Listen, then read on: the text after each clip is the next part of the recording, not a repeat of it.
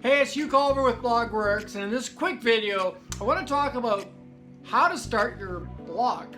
Like, how do we get people to read your blog? How do we get them to stop clicking on Facebook or Instagram and read your blog?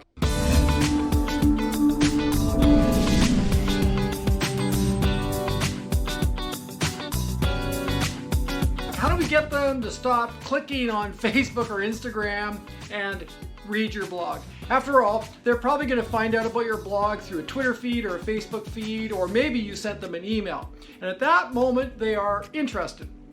They've obviously opened the email, they've clicked on the link, they're showing some interest. Now the challenge is to keep their attention. So while they're standing in line waiting for their latte, or while they are between tasks at their desk, we need to keep them reading. The whole objective, of course, is to help people to read your content so they can understand how you work. The more they understand how you work, the more likely they are to want to work with you or to take that action that you're asking them to take, whether that's to join your mailing list, download a lead magnet, watch a video, or something like that. So, three things that I want to see at the beginning of your blog. The first one is the problem. Now, you might start your blog by telling a story. You might cite a really important statistic or fact about labor or the economy or raising children or whatever it is. You might get their attention through something like that, a writing device. You might quote somebody, a story or a fact. But then what I need you to do is I need you to tell me, what's the problem? What's the problem that you're writing about? So for example, in my case, I write a lot about productivity. So the problem could be that the reader is easily getting distracted, that the problem is that the reader makes lots of lists but doesn't follow the list.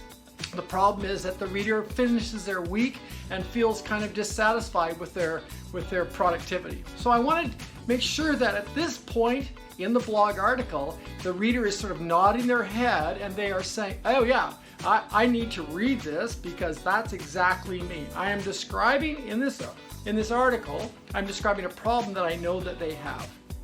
Years ago, there was a famous ad man who wrote, you want to enter the conversation already going on in your customer's mind.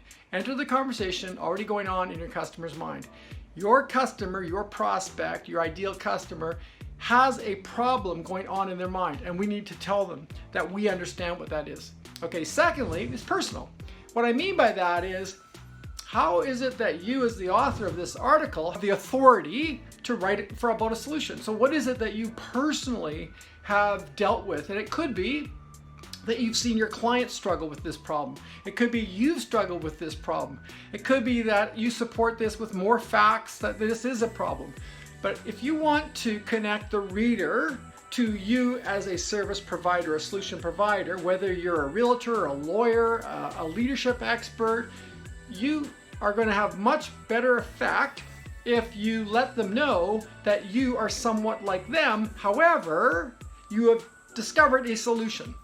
So one of the things I always coach speakers on is that when they get on stage, their number one objective is to help people get from where they are to where they want to be faster and easier than they would on their own. From where they are to where they want to be faster and easier than if they did it on their own. It's the same thing in your blog article. When you share something personal, like I often struggle with this. Yes, I make lists as well. However, I've discovered something. Now you're helping your reader to move forward faster and better than they could on their own. And the third piece of the solution is you need to make a promise. So what is it that I'm going to find in this article? Why should I keep reading? What is it that I will discover? All too often, when at Blogworks we're working on a client's blog, we find that they just keep on going on and on. And what's the point?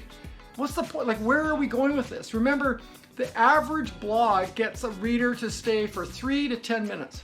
So you need to very early on in that first third of that article, grab my attention, tell me why this is important, tell me that you understand me, you've been there, and then tell me that I'm going to get something out of this article.